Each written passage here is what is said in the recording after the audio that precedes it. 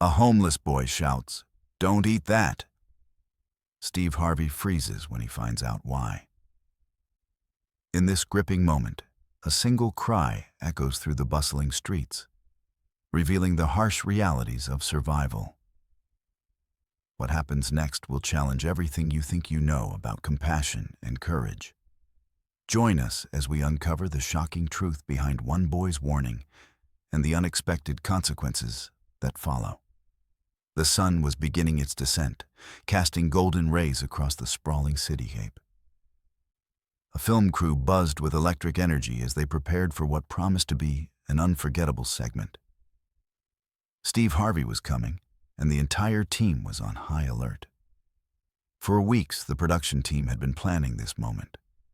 They had scouted locations, coordinated schedules, and prepared every detail with meticulous precision. This wasn't just any interview. This was a chance to create something memorable, something that would resonate with millions of viewers across the nation. The catering table was a masterpiece, a testament to abundance and luxury. It overflowed with gourmet pizzas, their golden crusts glistening under the studio lights. Fresh salads with vibrant greens and colorful vegetables sat alongside succulent meats that had been slow-cooked to perfection. There were towers of desserts, chocolate cakes, fruit tarts, macarons in every color of the rainbow, each one a work of art.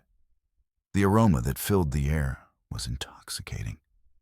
It was the smell of prosperity, of excess, of a world where food was so plentiful that some of it would inevitably be thrown away at the end of the day. Laughter echoed across the set as crew members joked and prepared their equipment, their stomachs satisfied, their minds focused on the work ahead. But amidst all this excitement and abundance, there was someone else watching from the shadows, someone whose presence went largely unnoticed. A boy, barely 10 years old. His name was Eli. Eli had wandered onto the film set about an hour earlier, slipping past security in the chaos of preparation.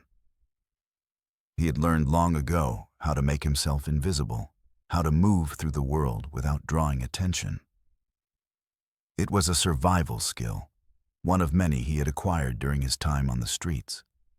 His clothes were tattered and worn, hanging off his small frame like rags that had been patched and repatched so many times that the original fabric was barely visible. His shoes had holes in them, big ones, and his socks, what remained of them, peeked through the gaps. His face bore the weathered look of someone who had seen far too much, experienced far too much pain. But his eyes were sharp, alert, scanning everything with an intensity that belied his age. They were the eyes of a child who had been forced to grow up too quickly, who had learned to read danger in a glance, who understood the difference between safety and threat in ways that most adults never would. His stomach growled, loudly, painfully. It had been almost 2 days since his last real meal, a half-eaten sandwich he'd found in a dumpster behind a restaurant. 2 days of hunger, of thirst, of his body screaming for nourishment. The sight of that food table was like torture. It was like dangling hope just out of reach, like showing a drowning man a life raft he could never grasp. Eli's mouth watered involuntarily. His legs felt weak.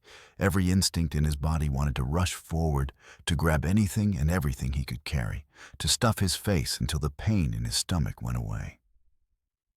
But he couldn't. He knew better. He had learned the hard way that desperation led to capture, to being dragged away by authorities, to being separated from the few friends he had made on the streets. So instead, he watched.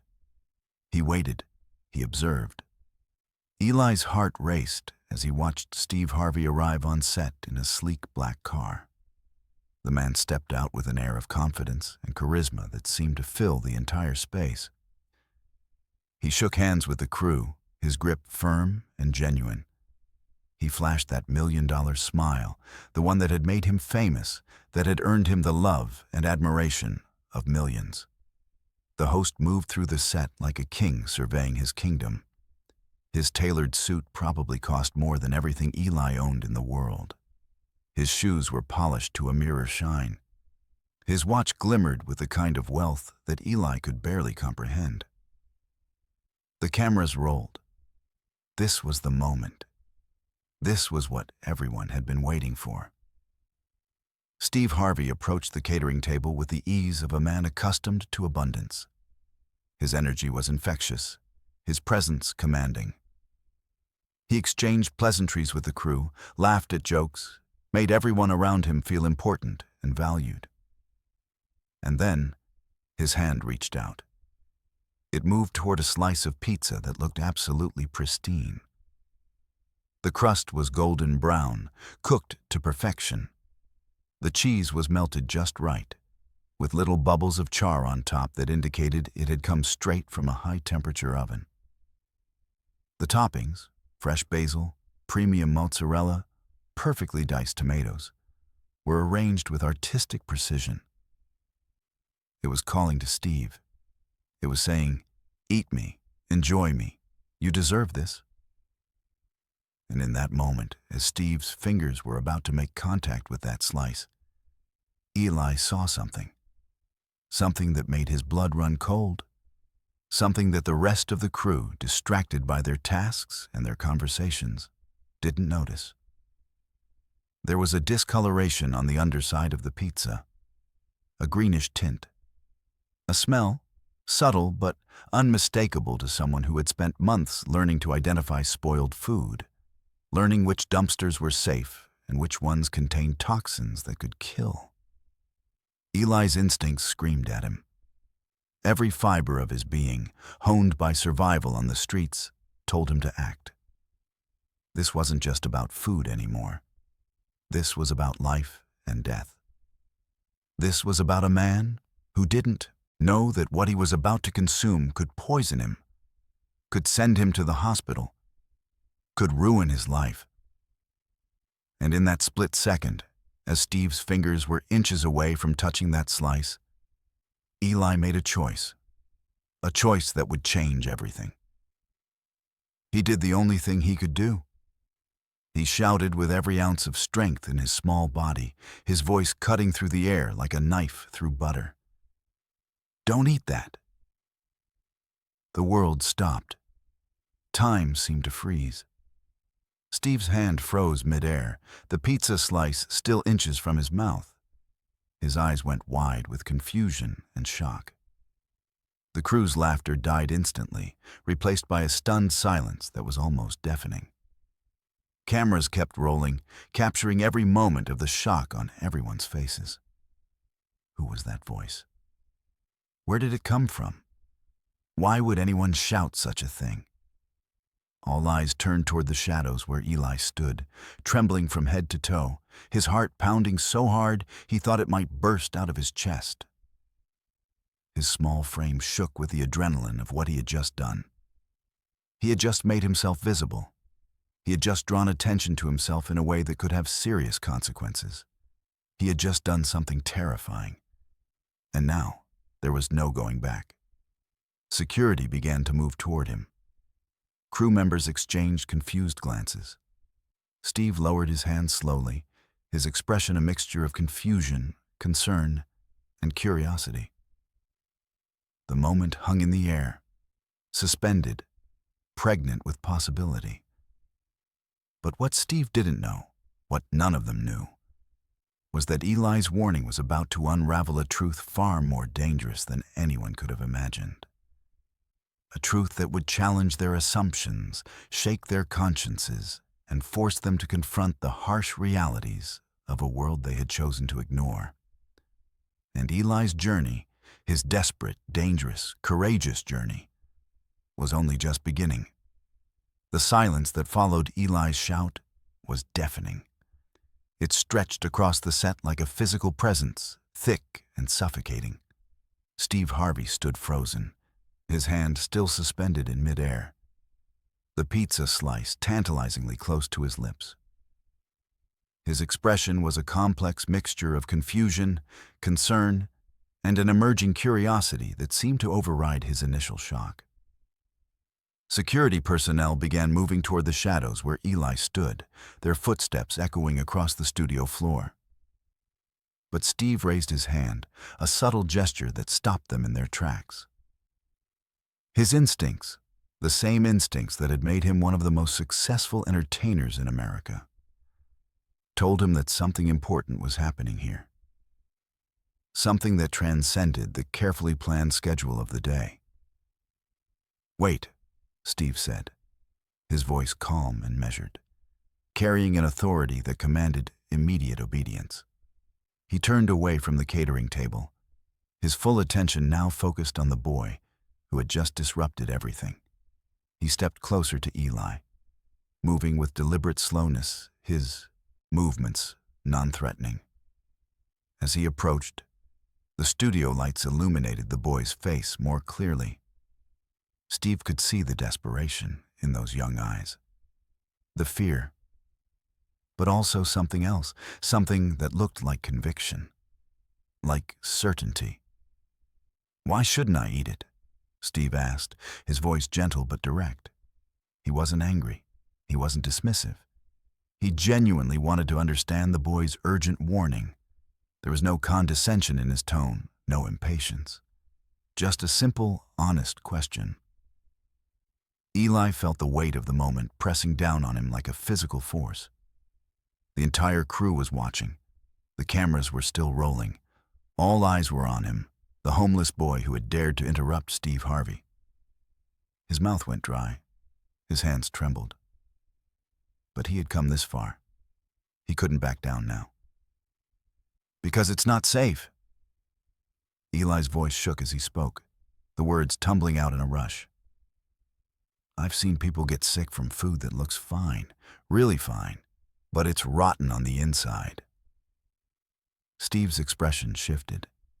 The casual curiosity transformed into something more serious, more concerned. He glanced back at the pizza slice, then back at Eli. "How do you know that?" Steve asked, taking another step closer. Eli's eyes filled with tears, though he fought hard to keep them from spilling over. He was 10 years old, but he had the burden of knowledge that no child should have to carry. "Because I've lived on the streets," Eli said, his voice barely above a whisper. "And I've seen what happens when people eat bad food. I had a friend, his name was Marcus. He was older than me, maybe 15. He found some chicken in a dumpster behind a restaurant. It looked okay, it smelled okay. But it wasn't. The crew had gone completely silent now. No one was moving, no one was talking. Even the camera operators seemed to have stopped breathing. "What happened to Marcus?" Steve asked softly, though he already seemed to sense the answer. Eli's voice cracked as he continued. "He got really sick. His fever was so high that he couldn't even stand up. He was shaking and sweating, and he kept saying he was sorry. Sorry for eating the food, sorry for being sick, sorry for being a burden." Eli paused, swallowing hard. He died 3 days later, in an alley, alone. A wave of emotion rippled through the crew. Some people looked away, unable to meet Eli's gaze. Others stared at him with newfound understanding, as if seeing him for the first time. Not as an intruder, but as a human being with a story, with pain, with purpose. Steve's jaw clenched. His eyes glistened slightly, though he maintained his composure. He had interviewed thousands of people, had heard countless stories.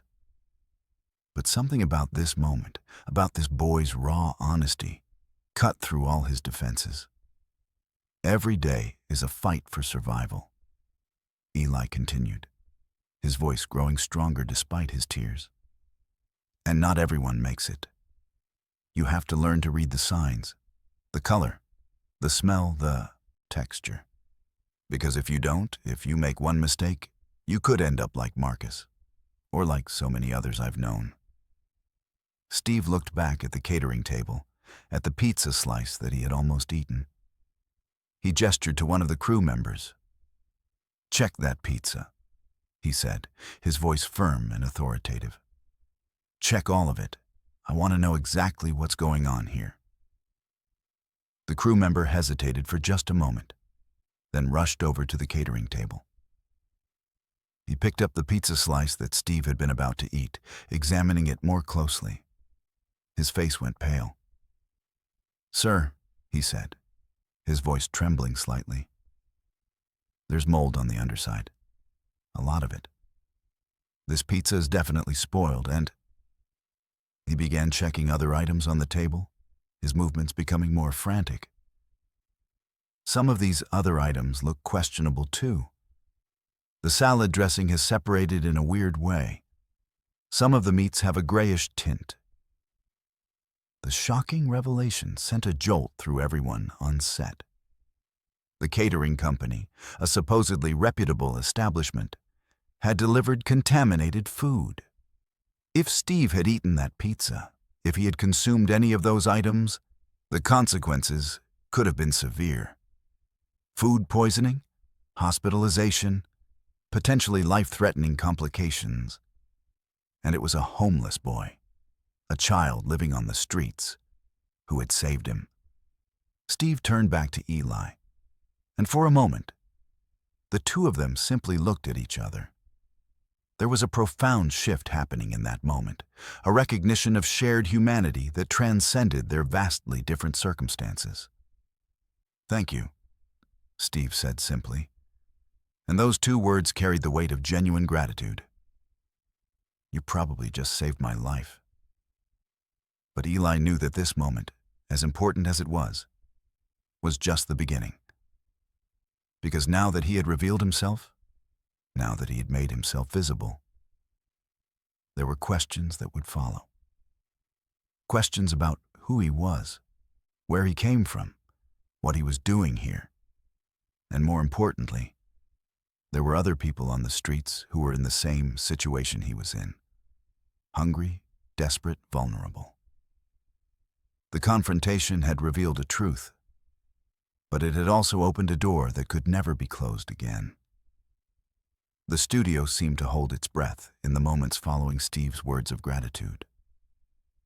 The air was thick with emotion, with the weight of revelation, with the dawning realization that something profound had just occurred.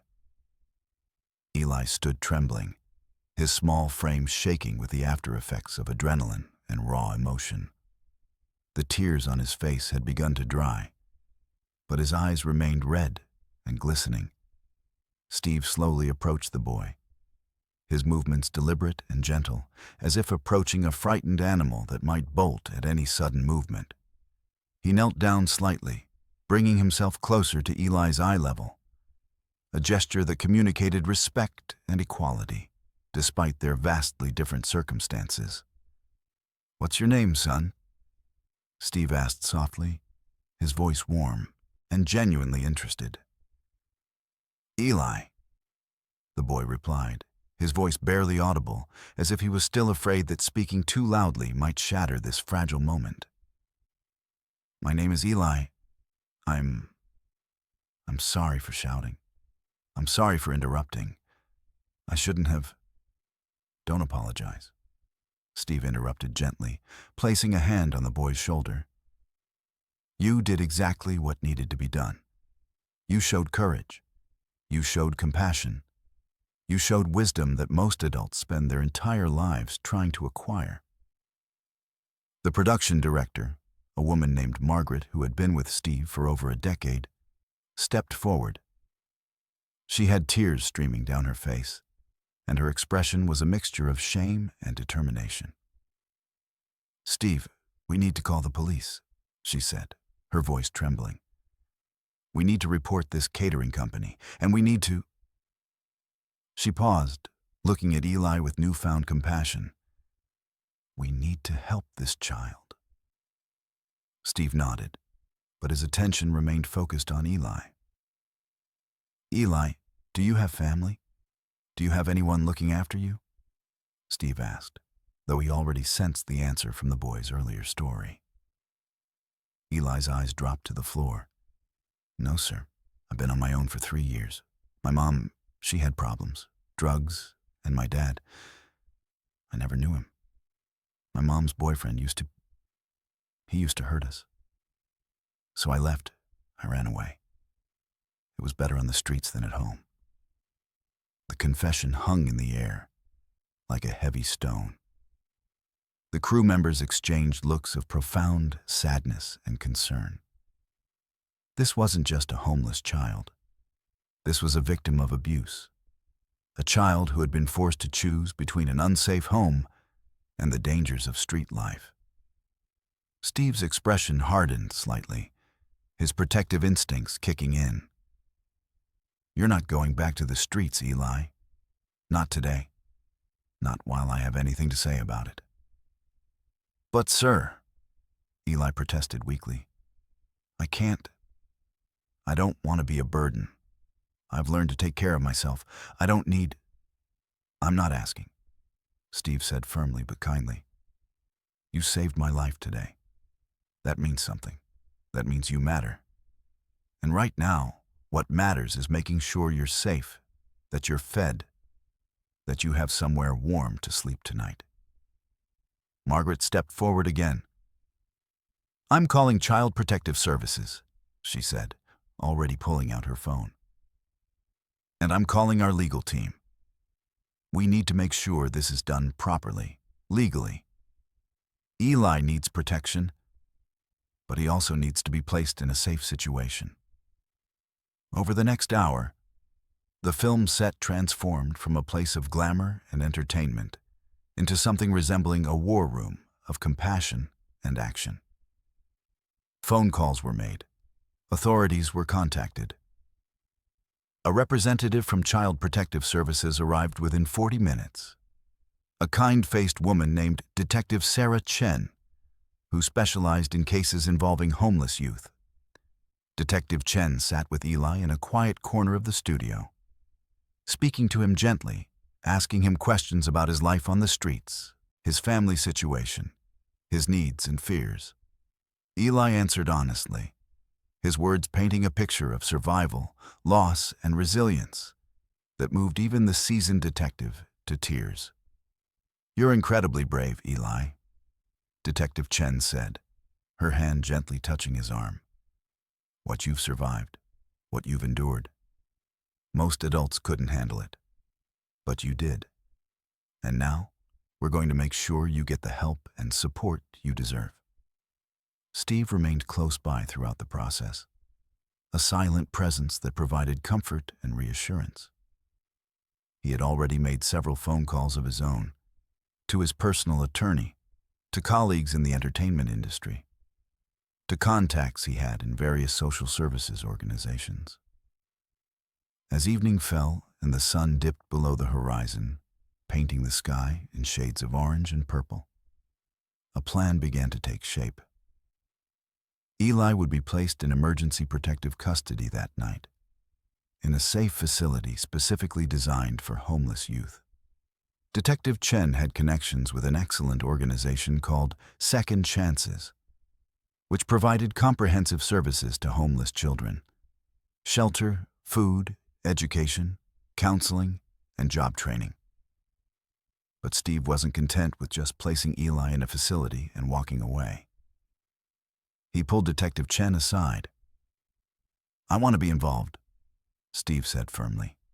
"I want to help with his care, his education, his future. Whatever he needs, I want to make sure he gets it." Detective Chen smiled. "That's very generous, Mr. Harvey. But I have to warn you, this isn't a simple process. Eli has experienced significant trauma. He'll need therapy, counseling, time to adjust to a normal life. It won't be easy for him, and it won't be easy for anyone trying to help him." "I understand," Steve said. "But I'm committed to this. This boy saved my life today. The least I can do is help save his." As the evening progressed, Steve arranged for a car to take Eli to the Second Chances facility. But before Eli left, Steve did something unexpected. He took off his expensive watch, the one that probably cost more than Eli had ever seen in his entire life, and placed it gently in the boy's hands. "This is for you," Steve said. "Not to sell, not to trade for food or money, to keep, as a reminder that you matter, that your life has value, that there are people in this world who see you, who recognize your worth, who believe in you." Eli stared at the watch, his hands trembling. "I can't. This is too much. This is worth more than what?" Steve asked gently. "Than a homeless boy's life? No, Eli. Nothing is worth more than a human life. Nothing is worth more than your life." Tears streamed down Eli's face as he clutched the watch to his chest. For the first time in 3 years, he felt something he thought he had lost forever. Hope. Real, tangible, genuine hope. The car arrived, and Eli climbed in, looking back one last time at Steve, at Margaret, at the crew members who had gathered to say goodbye. They waved, and he waved back, his small hand visible through the car window as the vehicle pulled away into the night. Steve stood watching until the car disappeared from view, his own eyes glistening with tears. Margaret stood beside him, her hand on his shoulder. "You did a good thing today," she said softly. "No," Steve replied, shaking his head. "Eli did a good thing. He showed us what real courage looks like. He showed us what real humanity looks like. All I did was recognize it and respond to it." But even as he spoke those words, Steve knew that this was far from the end of the story. This was just the beginning. Eli's journey was only starting, and there would be many challenges ahead. There would be moments of doubt, of fear, of setback. But there would also be moments of triumph, of growth, of healing. And Steve Harvey, the successful entertainer, the man who had everything, had just discovered something far more valuable than any award or accolade he had ever received. The profound satisfaction of genuinely helping another human being, of making a real difference in someone's life. Meanwhile, at the Second Chances facility, Eli arrived at the facility around 9 p.m., the night air cool and crisp against his face as he stepped out of the car. The building itself was warm and welcoming, painted in soft earth tones, with large windows that glowed with golden light. It looked nothing like the cold, institutional facilities Eli had feared. A woman in her 50s with kind eyes and a warm smile greeted him at the door. Her name was Ms. Patricia Rodriguez, the director of Second Chances. "Welcome, Eli," she said, extending her hand. "I'm Ms. Rodriguez. We've been expecting you. Steve called ahead and told us a bit about your situation. You're safe here. You're home now." Home. The word felt strange to Eli, almost foreign. He hadn't had a real home in 3 years. He had lived in abandoned buildings, in shelters, in cardboard boxes, in the spaces between society where forgotten people tried to survive. Ms. Rodriguez led him through the facility, showing him the dormitory where he would sleep. A clean, comfortable room with a bed with fresh sheets, a window that looked out onto a small garden, and a desk where he could do schoolwork. She showed him the cafeteria, where delicious smells wafted from the kitchen. She showed him the library, the classroom, the counseling center, the recreation room. "Everything here is for you," Ms. Rodriguez explained. "You'll have meals 3 times a day, plus snacks. You'll have access to education. We have teachers here who can help you catch up on the schooling you've missed. You'll have counseling to help you process what you've experienced.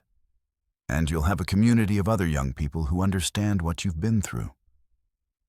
That night, Eli ate his first real meal in months. A warm dinner of chicken, rice, vegetables, and fresh bread. He ate slowly at first, afraid that his stomach wouldn't be able to handle real food after so long on the streets. But the food was gentle and nourishing, and soon he found himself eating with an appetite he hadn't felt in years. After dinner, Ms. Rodriguez helped him shower, his first real shower in months. The hot water felt like a miracle, washing away the grime and pain of 3 years on the streets. When he emerged, wrapped in clean, soft towels, he felt almost like a different person. That night, as Eli lay in his clean bed with fresh sheets under a warm blanket in a safe room with a locked door, locked to keep him safe, not to keep him imprisoned, he clutched Steve's watch to his chest and allowed himself to cry. Not tears of pain or fear, but tears of relief, of gratitude, of hope. He thought of Marcus, of Tommy, of Jasmine, of Robert, of all the people he had known on the streets who hadn't made it to this moment. He whispered their names into the darkness. A prayer, a remembrance, a promise that he would honor their memory by making the most of this second chance he had been given. Outside, the city continued on, indifferent to the small miracle that had occurred on a film set, indifferent to the life that had been changed, indifferent to the hope that had been kindled in the heart of a 10-year-old boy. But inside the Second Chances facility, in a small room with clean sheets and a warm blanket, Eli slept peacefully for the first time in 3 years. And as he slept, he dreamed of a future where he was safe, where he was valued, where he was home. The first week at Second Chances was a blur of adjustment and discovery for Eli. Each day brought new experiences, new challenges, and new opportunities for healing. The facility operated on a structured schedule designed to help young people like Eli transition from survival mode to a more stable, nurturing environment. Eli woke each morning to the sound of gentle chimes, not an alarm, but a soft, welcoming sound that signaled the start of a new day. He would lie in bed for a few moments, still half expecting to find himself back on the cold streets in some abandoned building or under a bridge. But each time, the reality of his new situation would settle over him like a warm blanket. He was safe. He was here. He was home. The first few days, Eli barely left his room. Ms. Rodriguez understood this. Trauma didn't disappear overnight, and the adjustment from street life to structured living was enormous. She would bring him meals on a tray, sit with him quietly, and simply be present without demanding anything of him. "You're safe here, Eli," she would say gently. "There's no rush. Take your time. Heal at your own pace." On the 4th day, Eli ventured out of his room for the first time. He was drawn to the library, a warm, inviting space filled with books, comfortable chairs, and large windows that overlooked the facility's garden. A young man named David was working there, shelving books and organizing materials. David was perhaps 18 or 19, with kind eyes and an easy manner. "Hey there," David said with a warm smile when he noticed Eli. "I'm David. I work here in the library. Are you new?" Eli nodded shyly. "I'm Eli. I just got here a few days ago." "Welcome, man," David said, setting down his books and extending his hand. "Second Chances is a great place. The people here really care. You're going to be okay." "How long have you been here?" Eli asked, his voice still tentative. "About 2 years now," David replied. "I was living under the overpass on 5th Street when someone from here found me. I was in bad shape, malnourished, sick, angry at the world. But Ms. Rodriguez and the team here, they changed my life. Now I'm working toward my GED, and I'm planning to go to community college next year." David's story gave Eli hope. It was proof that recovery was possible, that a better life was achievable. Over the following days, Eli spent more and more time in the library, initially just observing, then gradually beginning to read. He had loved reading as a child, before everything fell apart. Books had been an escape, a way to imagine a different life. Now, they were a tool for healing. Ms. Rodriguez noticed Eli's interest in books and arranged for him to meet with a tutor named Mrs. Chen, the mother of Detective Sarah Chen, who had helped place Eli in the facility. Mrs. Chen was a retired teacher with decades of experience working with struggling students. "I understand you've missed quite a bit of school," Mrs. Chen said kindly during their first session. "But that doesn't mean you're behind. Just means you have some catching up to do. And I believe you can do it, Eli. I believe in you." 3 times a week, Eli worked with Mrs. Chen on reading, writing, and mathematics. She was patient and encouraging, never making him feel ashamed of what he didn't know, always celebrating his progress, no matter how small. But the most challenging part of Eli's recovery was the counseling sessions with Dr. Marcus Williams, the facility's trauma specialist. Dr. Williams was a man in his 60s with gray hair and a gentle demeanor.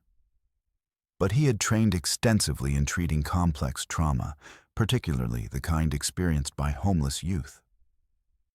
Their first session was difficult. Eli sat in a comfortable chair across from Dr. Williams, his body tense, his eyes darting around the room, looking for exits, assessing threats, habits developed during his years on the streets. "I want you to know that this is a safe space," Dr. Williams said softly. "Nothing you say here will leave this room. There are no judgments here. Just 2 people talking about your experiences so that we can help you process them and move forward." "I don't know if I can talk about it," Eli said, his voice barely audible. It's too much. There's too much." "I know," Dr. Williams replied. "And we don't have to talk about everything today. We can take this at your pace. We can start with something small, something manageable." Over the weeks that followed, Eli gradually began to open up.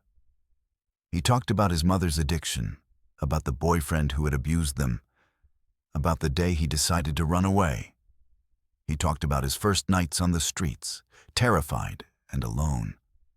He talked about Marcus, about the friendship that had sustained him, about the grief of losing someone so important.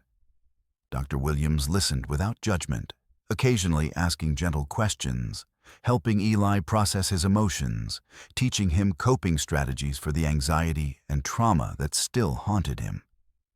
"Trauma is like a wound," Dr. Williams explained during one session. "When you get a physical wound, you don't expect it to heal overnight. You clean it, you care for it, you give it time, and gradually it heals. Emotional trauma is the same way. We're cleaning the wound, caring for it, and giving it time to heal. It's a process, Eli, and you're doing remarkably well." 2 weeks into his stay at Second Chances, Eli received a visitor. Steve Harvey arrived on a Tuesday afternoon bringing gifts, new clothes, books, art supplies, and a journal. "I thought you might like to write down your thoughts," Steve said, handing Eli the journal. "Sometimes, getting our feelings out on paper can help us process them. It's something I've done for years." Eli's eyes widened as he looked at the journal. It was beautiful, leather-bound with high-quality paper. "Thank you, Mr. Harvey. This is too much. Call me Steve," he said with a warm smile. "And it's not too much. You're worth it, Eli. Never forget that." They sat together in the facility's garden, and Steve asked Eli about his first weeks at Second Chances. Eli told him about Mrs. Chen, about David, about Dr. Williams, about the progress he was making. "I'm proud of you," Steve said genuinely. "I know this isn't easy. Healing from trauma, adjusting to a new life. It's hard work, but you're doing it. You're being brave." "I had to be brave on the streets," Eli said quietly. "But this kind of brave is different. This is scarier somehow, because I'm not just fighting to survive. I'm trying to actually live." Steve placed a hand on Eli's shoulder. "That's the bravest thing anyone can do, son. And I want you to know that I'm here for you. Not just today, but going forward. Whatever you need, school, counseling, support, I'm here." "Why?" Eli asked, his voice trembling slightly. "Why do you care so much? I'm just some homeless kid you saved from eating bad pizza." Steve was quiet for a moment, considering the question carefully. "Because you showed me something that day on the set," he said finally. "You showed me what real courage looks like. You showed me what it means to put someone else's well-being before your own safety. You showed me that humanity still exists, even in the darkest circumstances. And because of that, I can't just walk away. I won't walk away."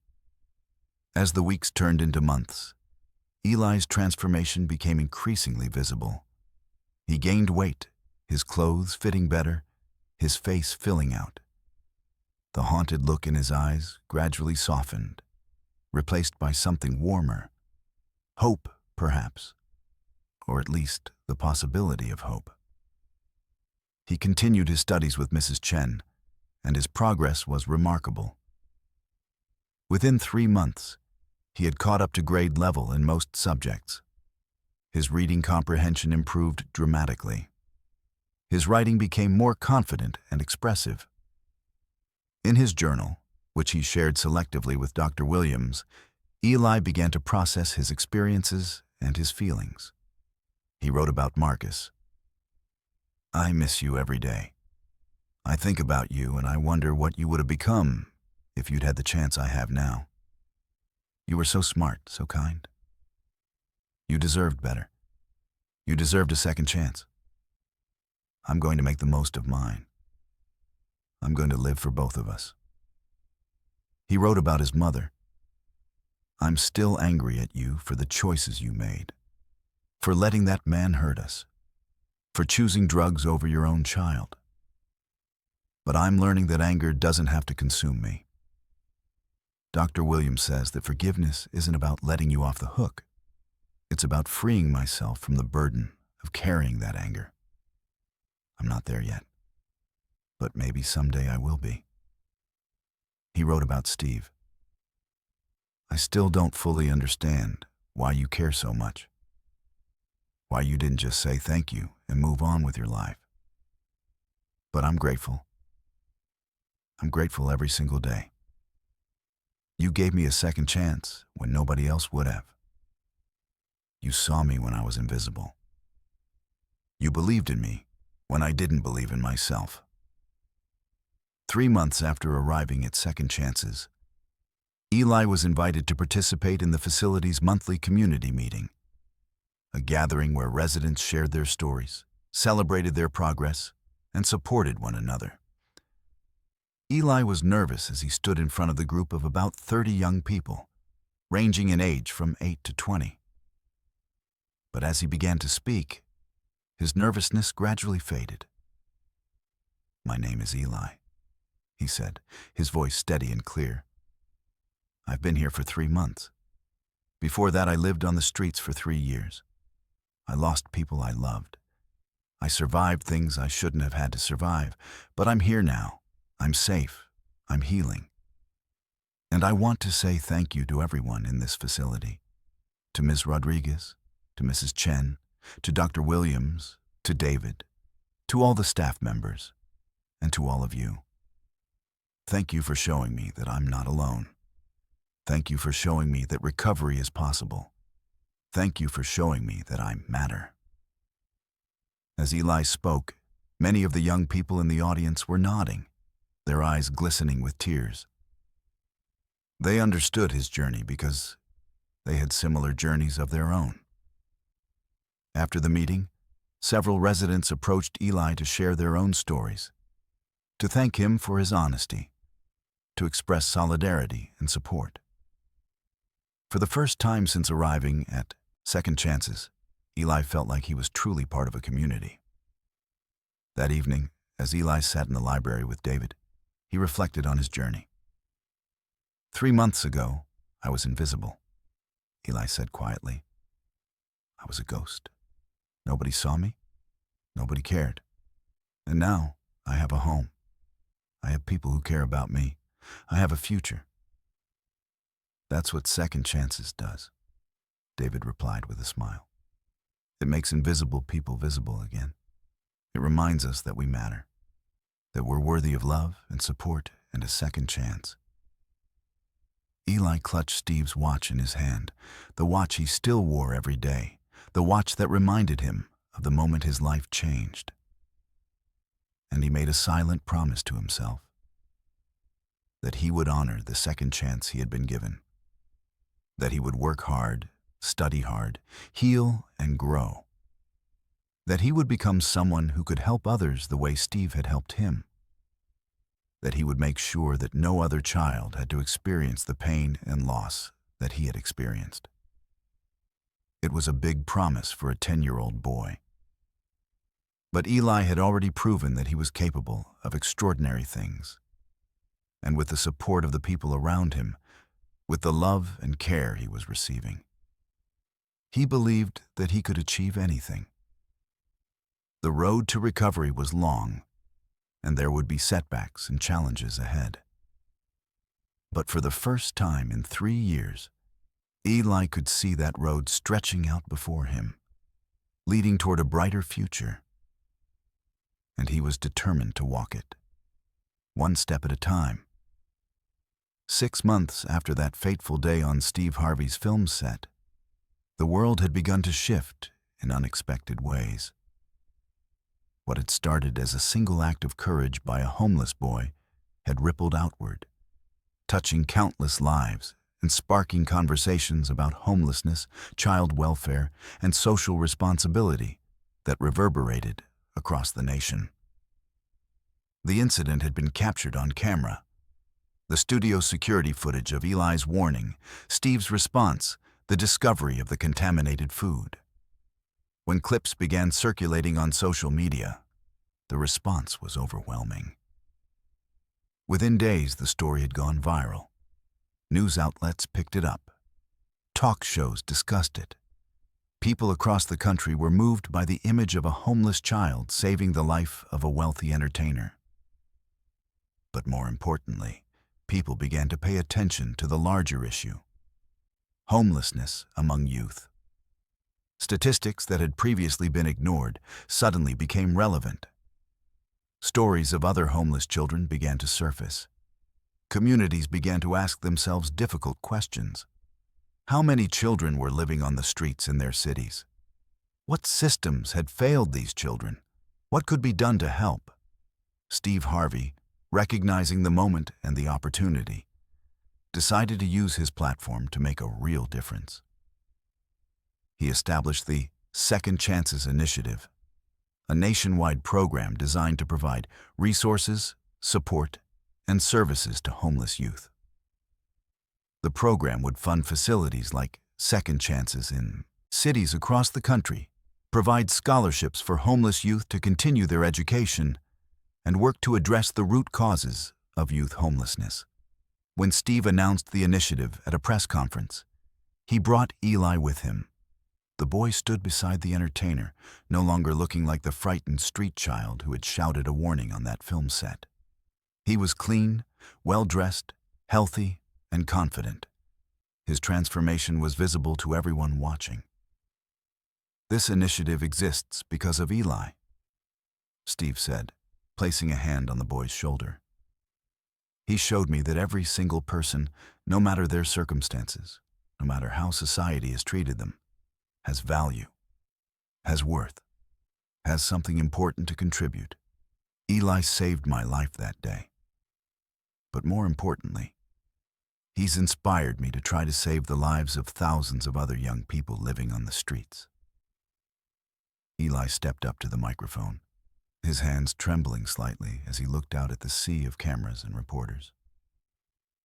"My name is Eli," he began, his voice clear despite his nervousness. "6 months ago, I was homeless. I had been living on the streets for 3 years. I had lost people I loved. I had survived things that no child should have to survive. But then, one day, I had the courage to speak up, and everything changed." He paused, gathering his thoughts. "I know I'm not the only homeless child in this country. There are thousands of us. Thousands of children who are hungry, who are cold, who are scared, who feel invisible. And I want to tell them, you are not invisible. You matter. Your life has value. And there are people who want to help you. There are people who believe in you." Eli's voice grew stronger as he continued. "The Second Chances initiative isn't just about providing shelter and food, though those things are important. It's about giving homeless youth the tools they need to build a better future.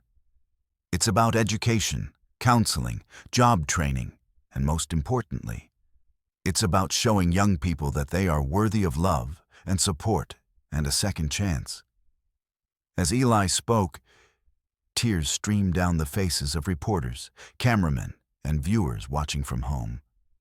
His authenticity, his passion, his lived experience, these things couldn't be manufactured or faked. This was a child speaking truth from the depths of his own experience. The press conference went viral immediately. Within hours, millions of people had watched Eli's speech. Within days, donations to the Second Chances initiative were pouring in from across the country. Celebrities, corporations, foundations, and ordinary citizens all contributed. Within a month, the initiative had raised over $50 million. But the impact extended far beyond fundraising. The conversation about youth homelessness had shifted. It was no longer an invisible problem that society could ignore. It was front and center, demanding attention and action. At Second Chances, Eli's life continued to evolve. The facility received increased funding, allowing them to expand their programs and serve more young people. New counselors were hired. The educational program was expanded. Job training programs were developed to help older residents prepare for employment. And Eli found himself becoming an unofficial ambassador for the facility. Donors and journalists would visit, wanting to meet the boy who had sparked this nationwide movement. Eli was initially uncomfortable with the attention, but Ms. Rodriguez helped him understand the importance of his story. "Your story has power," Ms. Rodriguez told him. "It has the power to change people's minds, to open their hearts, to inspire action. By sharing your story, you're helping other homeless youth. You're giving them hope. You're showing the world that they matter." Eli began to embrace this role. He gave speeches at schools, at community centers, at fundraising events. He spoke about his experiences on the streets with honesty and vulnerability. He talked about the importance of compassion, of seeing homeless people as human beings rather than problems to be ignored. His speeches were always powerful, always moving. And they always ended with the same message. You have the power to change someone's life. You might not realize it, but a single act of kindness, a single moment of compassion, can transform everything for someone who's struggling. I know this because it happened to me. Steve Harvey's belief in me changed my life. And now, I want to inspire you to believe in someone else. To see someone who's invisible and make them visible. To show someone who feels worthless that they have value. 1 year after arriving at Second Chances, Eli received his official certificate of completion from the program.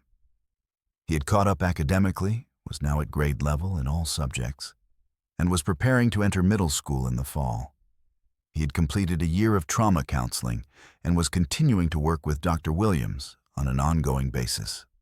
More importantly, Eli had healed in ways that went beyond the physical. The haunted look in his eyes had been replaced by genuine warmth and hope.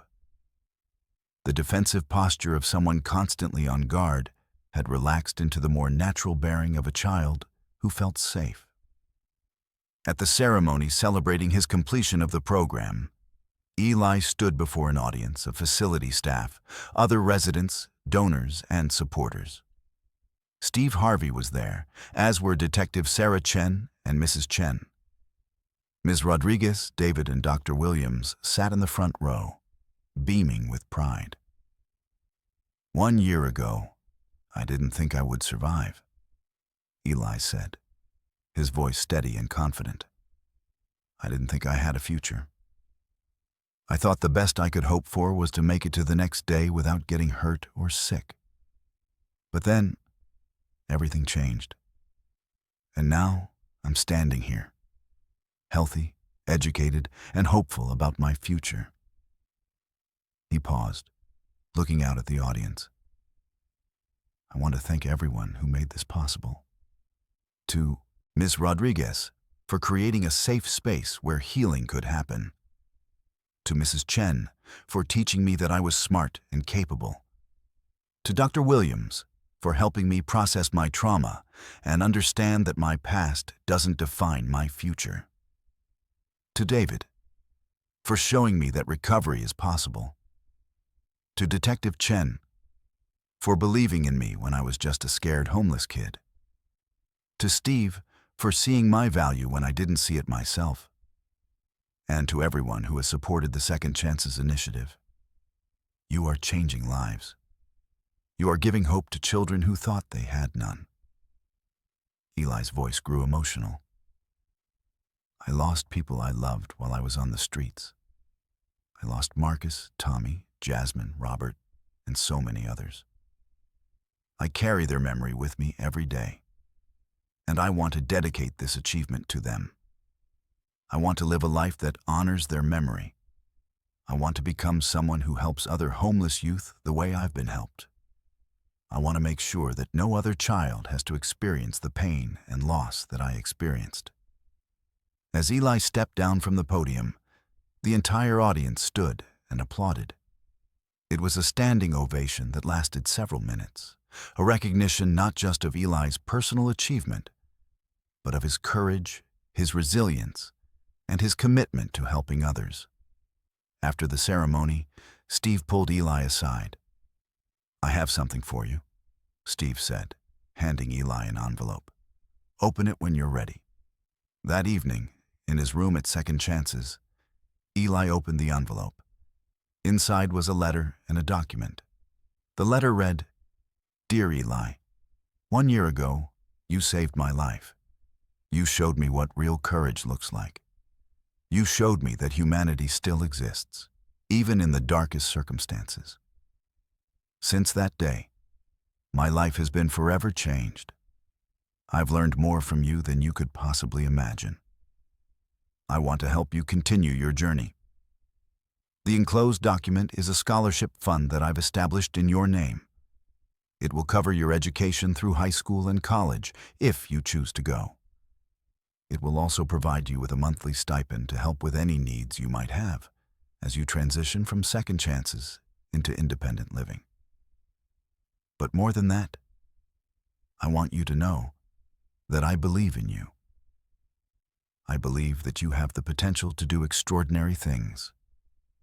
I believe that your story, your voice, your perspective, these things have value and power.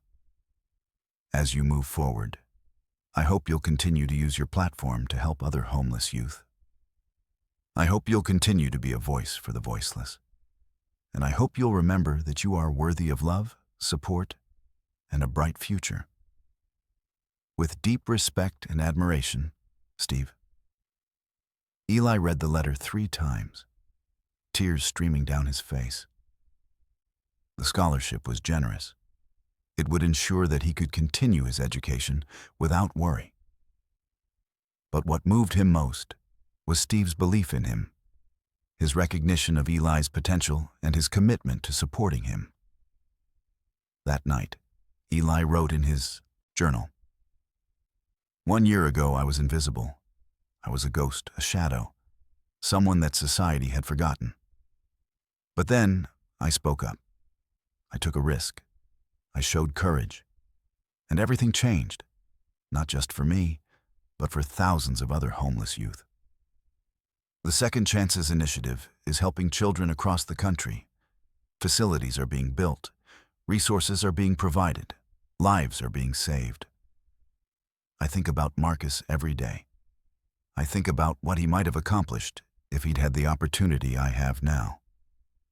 I think about Tommy, Jasmine, Robert, and all the others who didn't make it. And I promise them that I will live a life that honors their memory. I will use my voice to help others. I will work to change the systems that failed us. I will make sure that no other child has to suffer the way we suffered. I don't know what my future holds.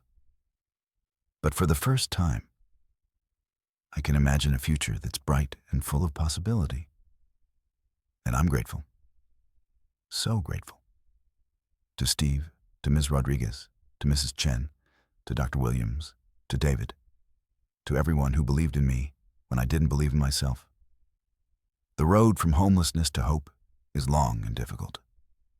But I'm walking it, one step at a time, and I'm not walking alone. As the sun set over the city that evening, Eli stood in the Garden of Second Chances, looking out at the skyline.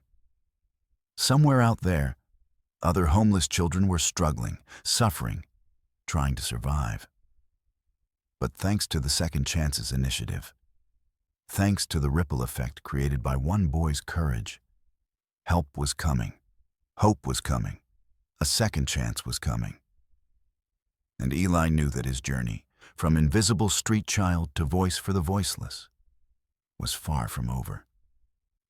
It was just beginning, and the best was yet to come.